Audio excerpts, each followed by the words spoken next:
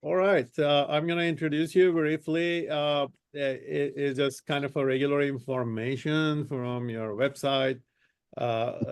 Jorge, Gracia, Architects. I think everybody should check it, and it's an exceptionally rich website with work. Jorge is a Mexican architect, probably, who graduated from Universidad Iberoamericana Noroeste in 1997. He is the founder and principal of Gracia Studio, established in 2004. He's a recipient of multiple awards and recognitions, both at national and international level, with the practice of architecture, including 30 Promesas 2009, Grupo Expansión, Design Vanguard 2012, Architectural Record, Emerging Voices 2013, Architectural League of New York, Obra del Año 2013, Arc Daily, Best of the Best, Red Dot Awards 2014, and 10 Despachos Generadores de Cambio 2016, Grupo Expansión Obras. His international conferences include Virginia Tech in Blacksburg, Virginia, Australian Institute of Architects in 2013, Architectural Record Innovation Conference 2014 in Los Angeles, California, and Cooper Union 2013 in New York. He's the founder, this is very important, he's the founder of Escuela Libre de Arquitectura, the kind of a groundbreaking school in Tijuana, Mexico, where I also teach from time to time. And I'm trying to make time to go back there and continue my urban studies there. At School of Architecture in downtown Tijuana, ELA, where he is currently the director. More than that, Jorge is a great friend, somebody I really connect to whenever I go to Tijuana or whenever we cross roads in conferences and meetings. And I really enjoy his work. And without putting too much time into his introduction, I think I will shut up and then let Jorge talk about his work, and hopefully it's going to be great learning experience for you, where a lot of you are Mexican origin, so you can also see that the great contemporary modern architecture, how it's done in Mexico. Thank you for joining us, Jorge, and take it away. Thanks. Okay, you can hear me now? Yes. Okay. So as Orhan introduced myself, I'm very happy to be with you guys. And Orhan has been always a very good friend, and we really connect a lot when he comes to TJ. And I feel very proud to be with you guys right now. Okay, so I was running. Sorry, I'm a little like. Hectic. I don't know if that's the word, but so I pull out this presentation to talk about. I think it's very important as architects in the border to understand both ways of practicing in both sides of the border. If you live if you are in the U.S. and live very close to the border, or if you are in Mexico and you live very close to the border. So I think there is a missed opportunity from north to south, and a very good opportunity from south to north that is being I don't know what's the word on that, but from Mexico to the U.S., we've been able to find out the connection on how to practice on both sides, even though there's different codes, there's different culture. But I think from south to north, it's been a good practice for us. So I'm going to talk about that in the presentation. why I call it import-export. So our studio, as you can see this image, in the 90s, that is when the border of Tijuana, Mexico, really started to take place. Even though there was always been two countries, of course, but the formal physical wall, when I was little, I'm 50 years old right now, but when I was like 12 years old, there is this place where I grew up in Playas de Tijuana, where there is a park that is called a Friendship Park. It's in the U.S. actually, but we as the people from Tijuana, small kids, we could play there. So there was no physical border. There was just a chain link fence with openings, and we could cross and play there. So for me, that experience has been very, very interesting in a way that I don't see. Since I learned that when I was little, I don't feel that I should be limited to the physical boundaries of places. So even though there are political limitations always, but in my mind, it hasn't always been like that. So that's why I think I've been able to overpass that and feel very confident in any environment, and look at my perception only of architecture and not about my perception about political aspects. So so in this image, if you see, there is no separation. So that's the mind that I have in this set of mind that I have. This is very close to the border.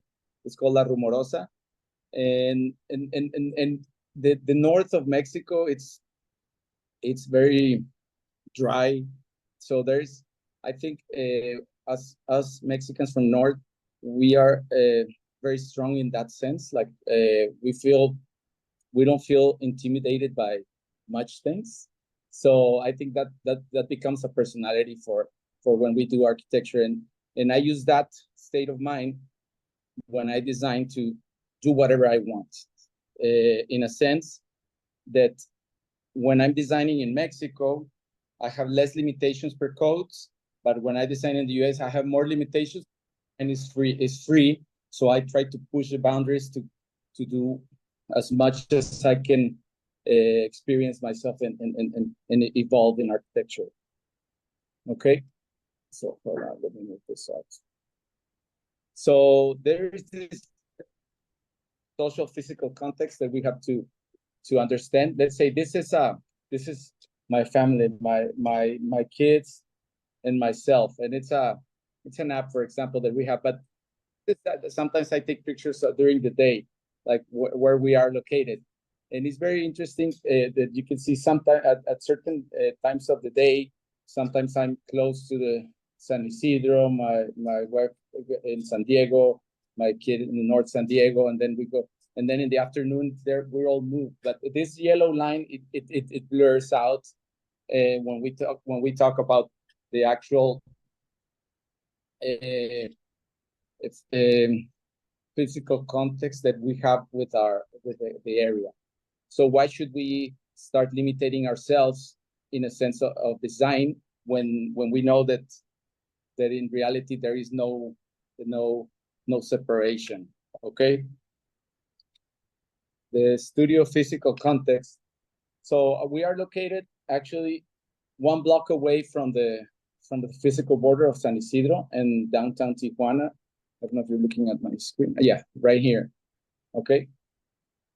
And this is the view from the border region.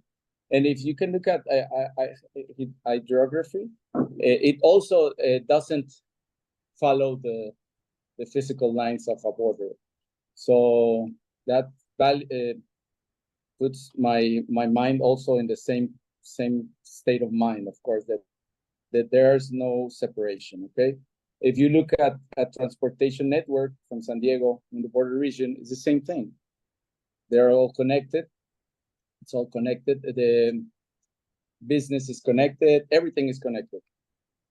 If you look at density, population is much dense in Mexico, in the Tijuana region than in San Diego. As you can see, the Tijuana region was founded in this area, in the downtown. It grew this way and stopped at the playas, and then at the border, of course, and then it goes east. Okay, and then it becomes another municipality on the south. So it becomes more dense because of the topography of the region. Okay. So the execution, our execution context, we talk about the projects where we work on. We start projects in Tijuana. We have some projects in Hawaii, in Sonoma, Palm Springs, in Coachella Valley, San Diego, Mexico City, Guadalajara, LA, and New York. So this it's because the reason is, of course, we're thinking out. We're not thinking about locally, even though we are very proud of the region where we are, where we have our studio. And I'm gonna talk about some little project like this one. This one is the one in Hawaii. That is Hale Glass House, and this house it's actually a very small unit that actually is the first of is the guest house of the house that we're gonna start building soon. So first we had to design a house in a very large plot of land, but at the same time we wanted for the owner to come there with their family, with the two kids and himself.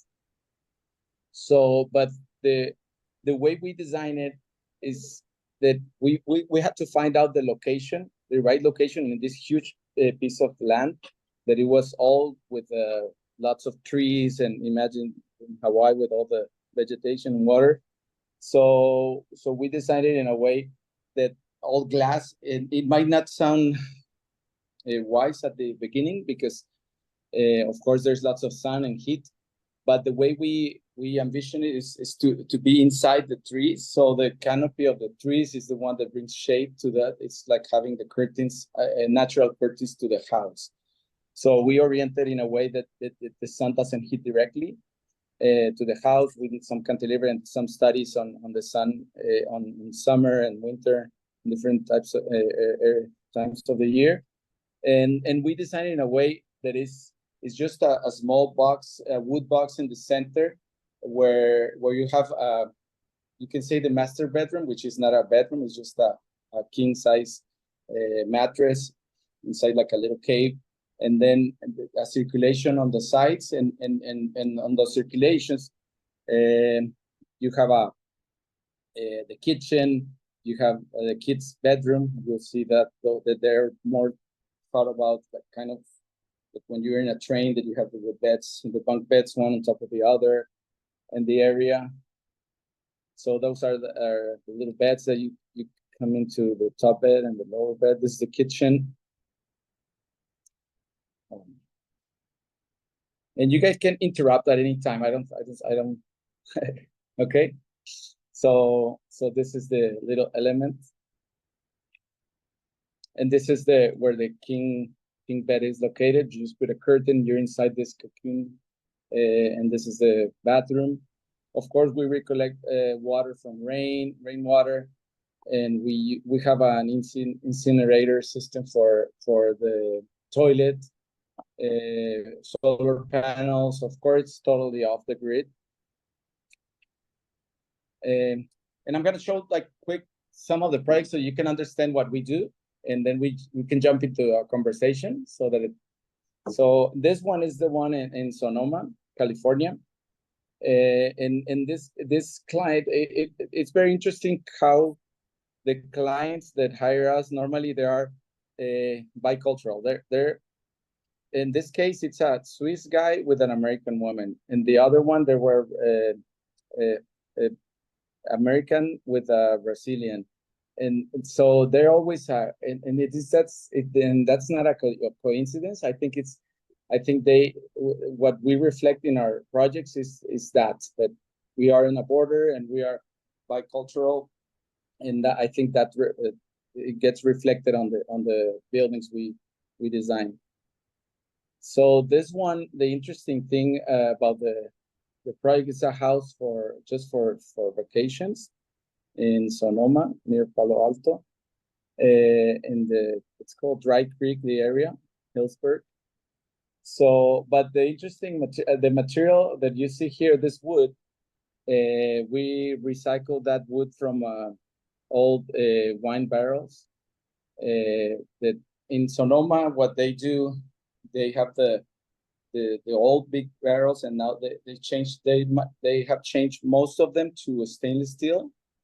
So the wood, they have it in like these places that we went and buy it, and it's been there for lots of years. So it even has the smell about wine. So it's very nice experience to be there. Okay. So and one good thing about also this one that I remember is that we did the set of construction documents, and the builder was amazing. I had that experience in a very good way, that I had to only visit the construction like 3 or 4 times that it was needed, really. And the ones we do in Mexico, I have to be there every day, like to the construction, because if I'm not there, something happens.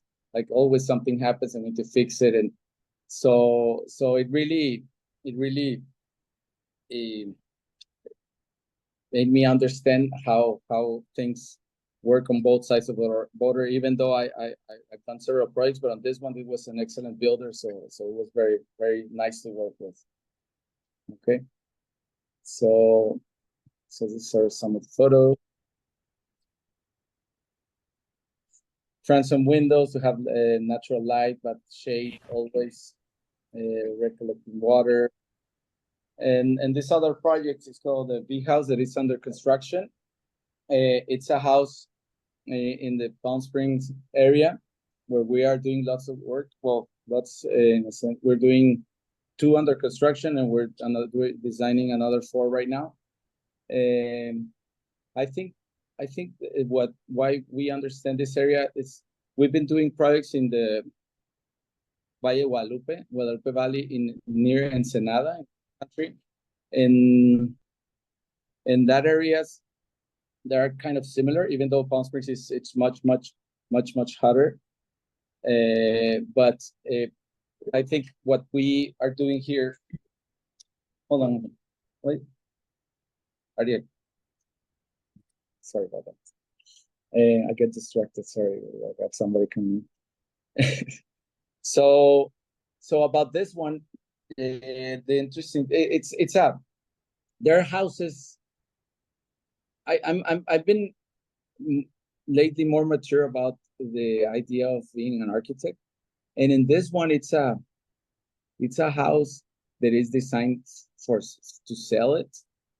So in some sense, I don't have that much to say to you guys, but I think at the same time, I'm saying something very important for you as students, that architecture should have a soul, and it should be, you should be thinking about all the details, thought about who will be living that house. And when you do something, a house that is going to be for sale, so you don't have the perspective of who's going to be living it, even though you can understand that somebody will be living there. But I think it's very important for me right now, I'm kind of more mature about that, and I prefer designing things that are, or buildings or chairs or whatever, that is for somebody. So that made me think that the most important thing about architecture is that architecture is a stage for the actors to be people, not actors, but the protagonista. I don't know what's the word in English. The main character to be the user. So in this case, even though we design it in a way, but I like to say this to students, so that you don't do things just for the looks of the architecture. So do it for the essence of what who will be living it. And once you start doing that, every detail will matter. Like every area of the house will matter, because you wake up someday in the morning and you want some sun. You won't want square meters or sellable area or dollars. So you want sun coming in the morning and drinking a coffee. So those are very important elements that I think we should understand as architects. This is the construction process, which I'm sure this is gonna be used by somebody, and those elements that I'm talking about, the sun in the morning, the breeze, the kind of light that you put in that it doesn't glare you when you're in bed, indirect light. We took in consideration on this one, but it's difficult when you don't have your mindset on somebody, or in a couple of people that will be living there, or a family that will be living there. So you have to try to imagine that scenario and design for that scenario. But it's easier when you know the people. Okay, so this is the stage right now. It's a little more progress, and the interesting thing is that this house is from Ray Cappy. This house actually designed by Ray Cappy, that it was built after he passed away. So this house the next one that I'm gonna present, the Dry River, it's gonna be neighboring this house. So this is the one. This is under construction right now. The Ray Cappy house is the one you see on the right, on this side. So one interesting thing, and when we talk about, Jorge mentioned about the School of Architecture that we founded 10 years ago in Tijuana. We had the visit. There's always connections. In this photo, you can see that the connection about education, when he was one of the founders of SciArc. So he visited our school in Tijuana at one point when I was about 9 years ago, when we opened the school. And I remember he giving me courage to continue with that idea of pursuing on education, of sharing knowledge, and it was very emotional that he started to remember his times when he was with that idea of founding a school. So for me, designing this house close by to one of his is I'm very, very happy, and I wanted to design something that it was worth the all that experience.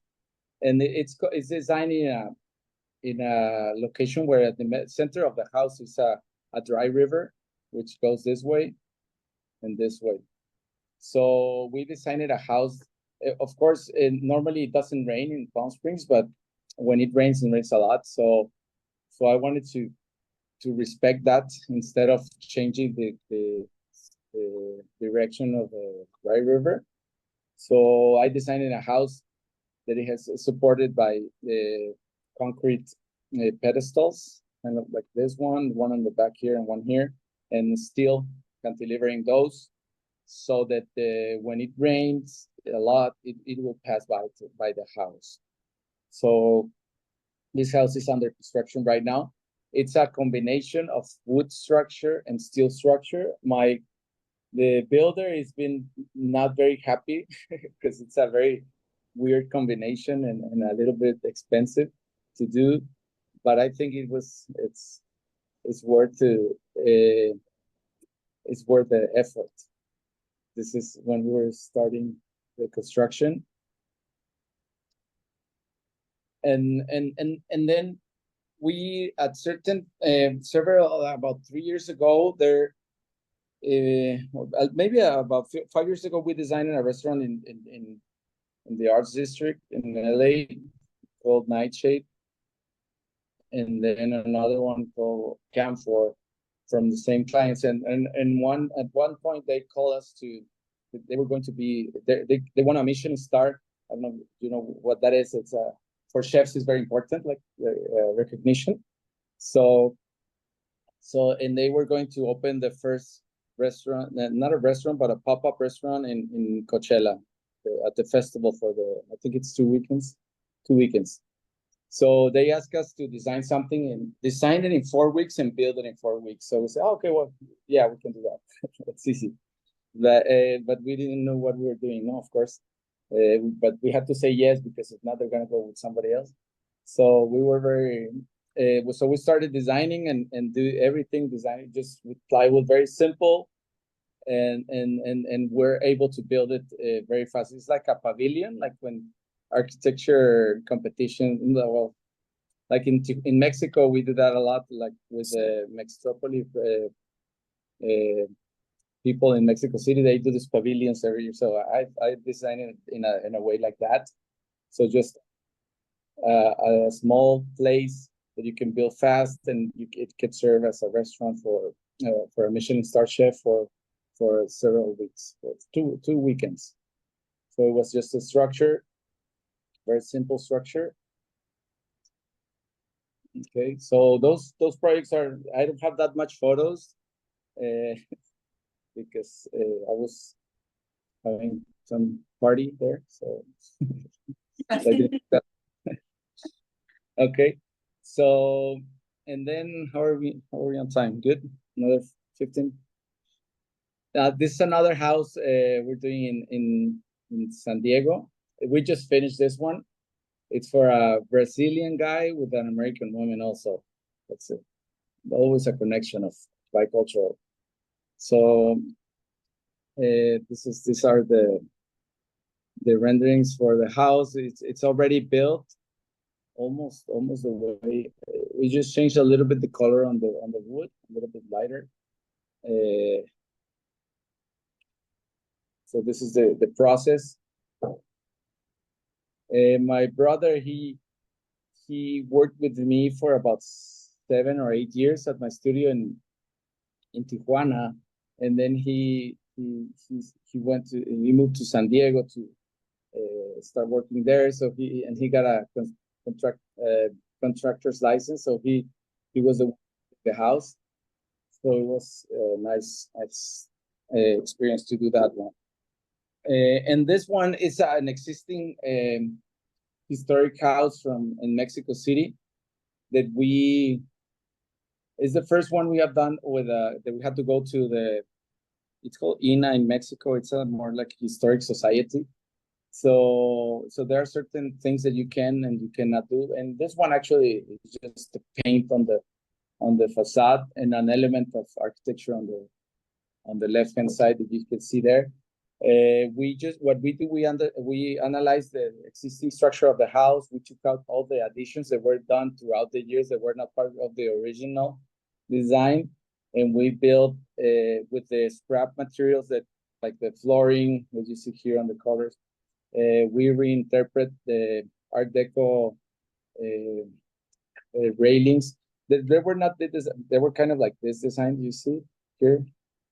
Those were the originals, but we reinterpret them on this one. And this is new construction that we built. Actually, from the outside you don't see that much of what's happening, but it's but the areas that we built were actually the areas that were already built that were not part of the history of the house. And the door, we reused the doors and stuff that was historic. Okay, so this is an interesting project, a very different one. I think it has a soul. It's designed for a particular couple. So those other projects I'm excited about. Even though we do projects like buildings that are for sale and all that, but I'm always more excited about the little projects that respond to people.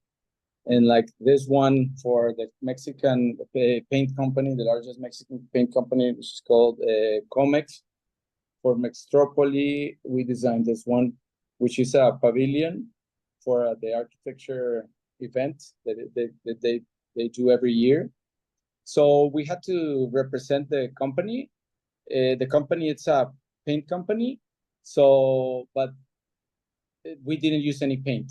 So they wanted us to use paint, but I told them, no, let's use the buckets of paint, but with no, just push them together so that they look like this.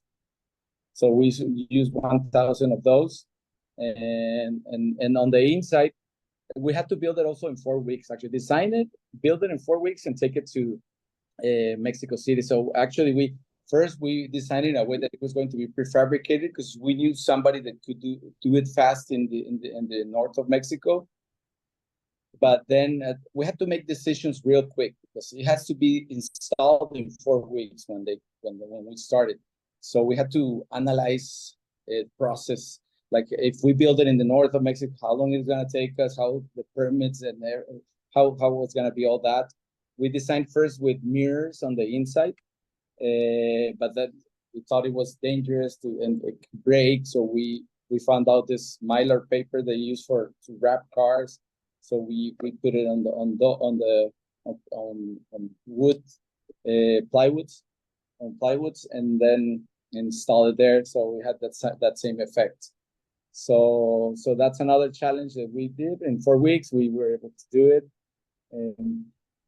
And this is one project we're working right now. Actually, it's a project that it's one of those projects that I'm telling you, it's all concrete, but it's a for sale project. So at the beginning, it was the developer wanted us to do a project that we feel proud that it's for.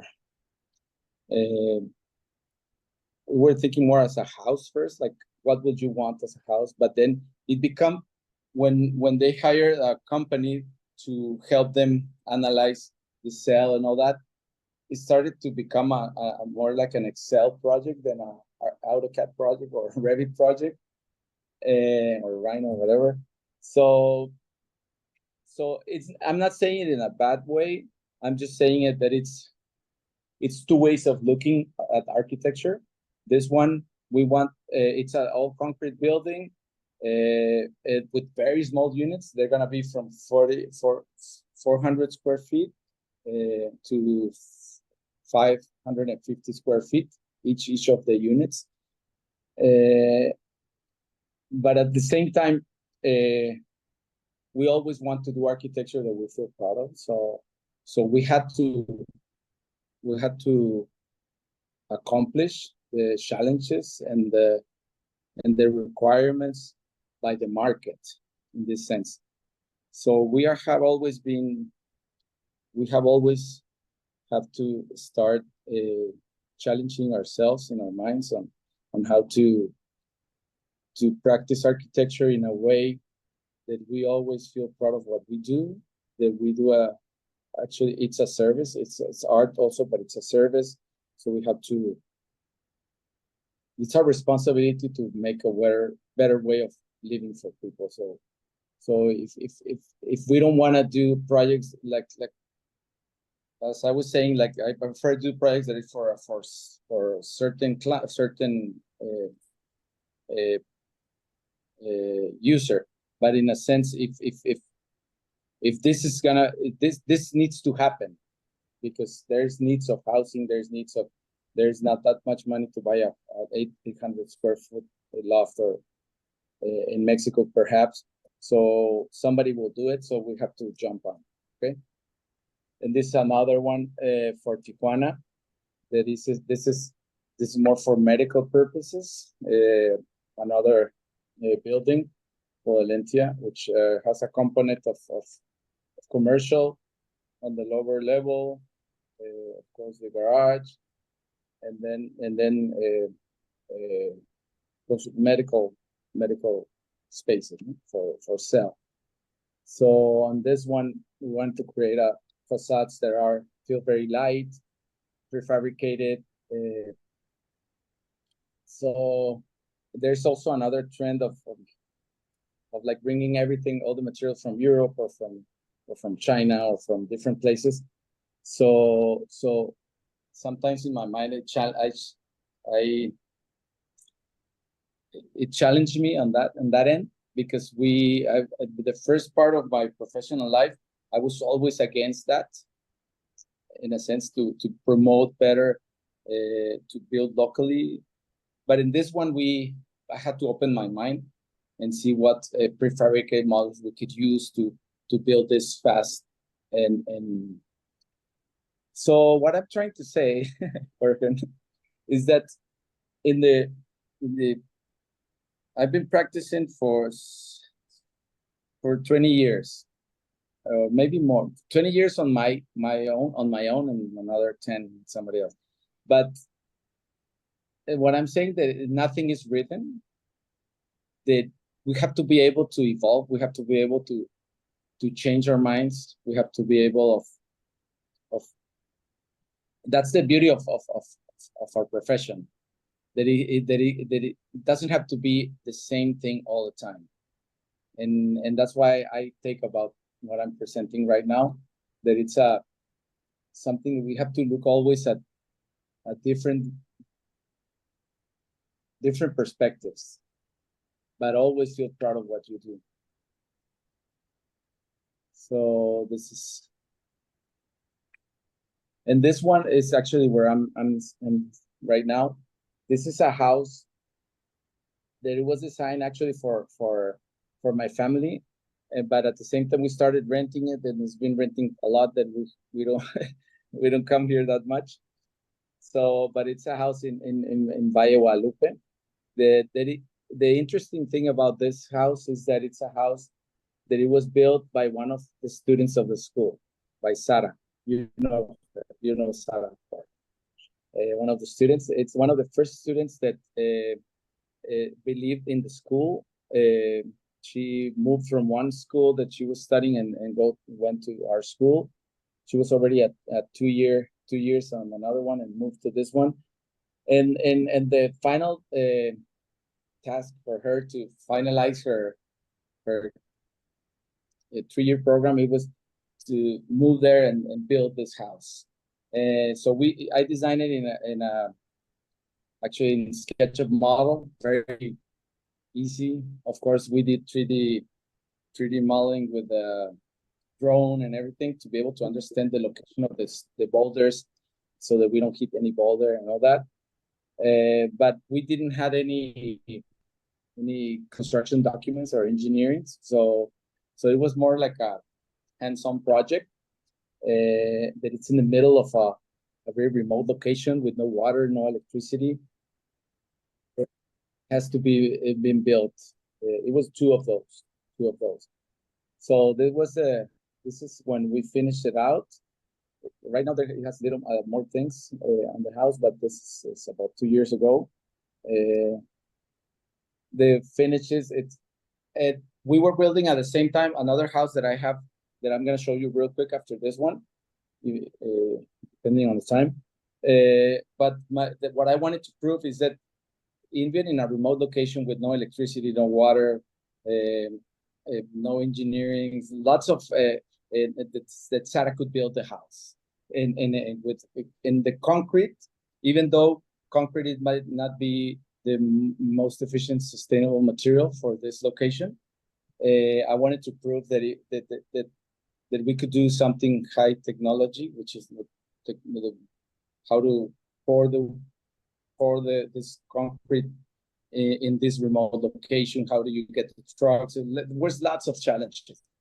So it was more like a way of proving that we could do something in the city and at the same time doing it in a remote location. I'll show the other one we're building at the same time. So I'll go a little bit quick on this one, which is, it's a concrete and steel and glass house. The interiors, are very, very simple in a sense of concrete floors, wood ceilings, and wood carpentry all the way. I'll go a little more fast on this one. And this one I'm gonna go fast. It's another one we built before the one I just showed you, but it's also a house that connects to nature a lot. We designed it This one is 10-foot height ceiling. So we calculated the cantilever of the roofs so that it doesn't hit the glass of the windows in the summer, but on the winter you have sun coming in. And the one we just showed you, it's a 8-foot ceiling height, so the cantilevers are a little less. As you can see, this one is a longer cantilever, so the building system for this one we use only steel, so that's why it's very thin roof. And then the other one, and this one is concrete, and the cantilever is less, as you can see on this one, because I lowered the height of the ceiling. And it was after a visit I took to Japan, where I kind of learned, which I encourage you to travel as much as you can, because you will learn from other ways of understanding space. From Japan, I learned about scale. It's very interesting how you could be in Tokyo, and you could be in front of a very tall building, but at the same time, the connection that you have from your person to the building, the first approach, the scale, it feels amazing. It's not like in America that the not that it's wrong, but the human connection about scale, I learned about that. So the first house I built it with high ceilings, thinking more on an American way. And the second one I did it more that I didn't want it to show, like, so that's why lower, and if I didn't need that cantilever, I shortened it, and it was changes that I did. And this one actually we built it also in 4 weeks, which is kind of amazing, because it's a very nice story, because I built another hotel, and then it was bought with a new company. So the new company had their new architects. So they wanted to do a second floor on this house. Imagine that. They wanted to do so I told them, you know what? That's not cool. That's not cool. I designed this house to be 1 story. So how could you add another story on that? And so if you can decide something quick, I'll let you continue with the project. So, but I was on a plane, and I had on vacation with my family to Cabo San Lucas, I believe so. So I designed on my iPad. I asked them to take some photo drones from my for this area where the stone is, the boulder is, and from the photo drones I started on my iPad designing the house, and I just designed this is not a house, it's a master suite. This is the one they wanted to put on top of the house. So I designed a house.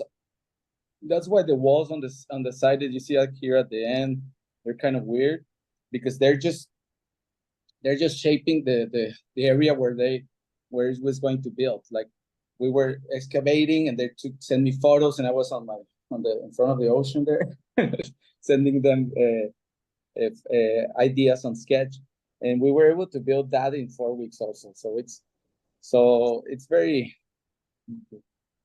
It's not moving, this one.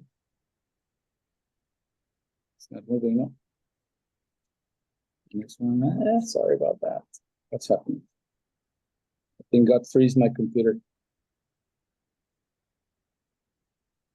Are you seeing only the stone, the boulder? Boulder, we see. Yeah. Bedroom. God freeze my computer, I guess, or. Oh, I think I don't have any more photos right now in this one. So I think we're on 45 minutes. Let's start a conversation if you guys want to. Because I was on my car, so I couldn't finish the more slides.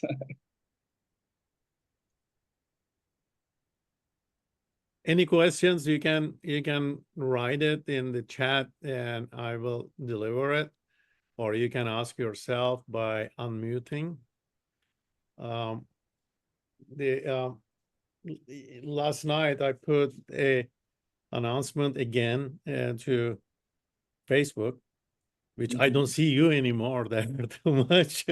And I said, please come to the lecture. It's free to public, and it is for one and only Jorge. Gracia. And the quality of work that you are showing us, Jorge, It proves that I was 100% right on that. You're one and only, for Thank me you. at least, you know. Thank you so much. Beautiful work. So we have a question here. Can you hear us? Yes, I can hear. Hey, Jorge. First, thank you for speaking with our students. My name is Hector Rodriguez. I'm an adjunct here at BLAC. A question for you. You practice in Mexico, you practice in the US. You talked a little bit about the, having to be on site in Mexico a little bit more to make sure things get done correctly. Are there any, in your experience, benefits or do you prefer to work in Mexico for this reason, or is there like, hey, in the US we're allowed, building codes are more strict, so can you speak a little bit about working in the US and working in Mexico? Yeah, well, when I started my career, I studied in Mexico, and I tried to find a place to work in Tijuana that I feel like that I was going to learn, that I was proud of, like to be part of that team. And I didn't find any architect that was doing interesting stuff at that time, in the near year 2000 around, a little like 98 or something like that. So I decided to try in San Diego, in San Diego. And at the beginning I was doing I didn't knew any architects to go and start, but I started doing some other stuff, some other like interior design and tenant improvements and stuff like that. But at that company that I worked, I started to, like, it was kind of opening their company to architecture, because they were not architects, but I didn't have a license at all, but I wanted to start. So I thought I never thought it was something difficult. Like I didn't saw it as a challenge, like to practice in another country, because as I said at the beginning, my mind has always been like the border for me is nothing. Like it was more like that, because I had always had the experience of being the possibility, not the experience, the possibility of being able to cross. I know that's my reality, and I don't want to say that it's a common for everybody, but for me it's always been like that. So in a sense, I like practicing in both sides, because when I'm in Mexico, even though you have to be on top of everything, but like any change that you can do it without doing any paperwork and to cover cover yourself for lawsuits or anything. Here it's just you have to do it you have to build it correct, and that's it. It's not to prove that it's correct. So you have to do it because you know that if it falls, someone could die. And in the US, it's because the laws are protecting from people to doing bad things, which in Mexico, when you are a responsible person, it's okay. But if you are not a responsible person, that's the problem of Mexico. So I'm not saying that it's better to do it the way we're doing it, because there is lots of things that are being built wrong, and it's irresponsible. But I'm saying that the liberty of having the two options, it's amazing. For me, being able to think very, very free when I'm designing, and then taking those ideas and see which ones I can apply in the US and which ones I can apply in Mexico. Like the boulder, for example, in the center of the place. I don't know what codes should regulate that in the US. So that I won't propose that maybe in the US. Or if I want to propose that idea in the US, I have to talk to engineers first, geologists, and have a certain backups to be able to build a house around a boulder, a bedroom around the boulder. So I think I like both. I won't say like we just finished an interior design project for Disney in downtown Disney, a huge project, and the experience of the professionalism of the US, of how everything, when they hired me, they said we're gonna open on Cinco de Mayo of 2024. And that day it was open. And that's like, it's amazing. That doesn't happen in Mexico.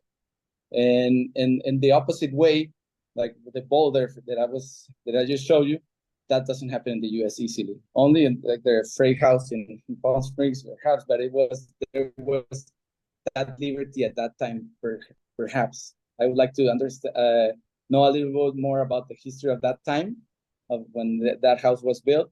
But it's kind of the same concept. But maybe right now it's not possible to do that in the US. So it's not that I like both, and that's the beauty about practicing in the border. Jorge, we have a couple more questions and kind of running out of time, but may I ask you, can you tell us in a couple of minutes, as little time as possible, about ELA, Escuela Libre de Arquitectura? Yes. Yeah. The Escuela Libre de Arquitectura, it's a project that we founded in 2014, that it was after knowing that there was, I forgot the amount of the number of houses that were being built by a initiative by government for building social housing for people from Tijuana, but they were building lots of houses. Let's say 60,000. I don't remember the number, but it was kind of like there, 60,000 houses a year for social housing. And me and some colleagues that we were trying, I don't know, it's not to me to say it, but we were focusing on doing good architecture in the area. And we were building one house a year, let's say myself, another friend, another one. So maybe we're doing 10 houses that has some potential of good livable architecture. And I said, you know what, this is a lost battle. It's a lost battle if we don't do something else.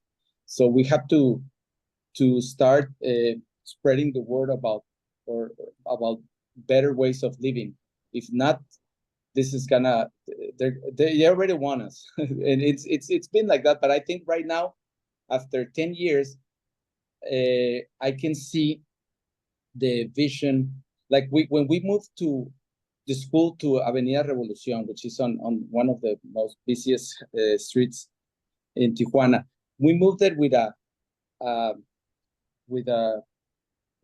perspective, with a mission that street, that area should be the most important area of Tijuana. Is the heart, is where it started, and I can proudly say right now at this time that we were hired to design the from Coahuila Revolución to 10th Avenue, which is 11 streets. We are converting all those 11 streets to pedestrians.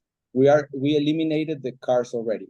So we already did that officially about 2 weeks ago, the first 3 streets officially, Orhan. I don't know if you knew about that.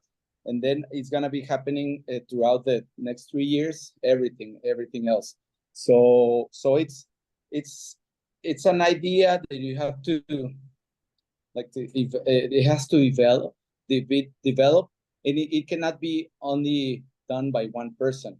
It's an idea that you put in there, and right now it's a collective idea. It's nothing that I said it. I moved to school there. I started talking to politicians, started talking to the real estate people. I started talking to, and then suddenly lots of people are talking about that's the idea to go, no? And everybody says, oh, that's the idea that I had 10 years ago. And yeah, but nobody was doing it. It's like, so right now it's happening. And it's because we were positioned there. I think so. Because the students, they needed to understand the needs of the city, like transportation, the problems of homeless people, the problems of trash on the streets, the streets not being leveled, no shade to walk on the area. There's lots of problems, but at the same time, it's a street that is more alive in Tijuana. So that should be the example for future streets. So like right now I'm 50. I hope like in 30 years when I'm 80, if I get to 80, that's happening in other streets. And then I'll feel proud that it's something that we collectively did for the city. And that's why we built we founded the school. It's the school for Tijuana. It's not, we don't want our students to go work somewhere else. It's a school for Tijuana. So it's So- 3 years. It takes 3 years to graduate, Mhm. and then it's still like that. And then Yeah. you have kind of a quarters every 2 months. Yeah. Yeah.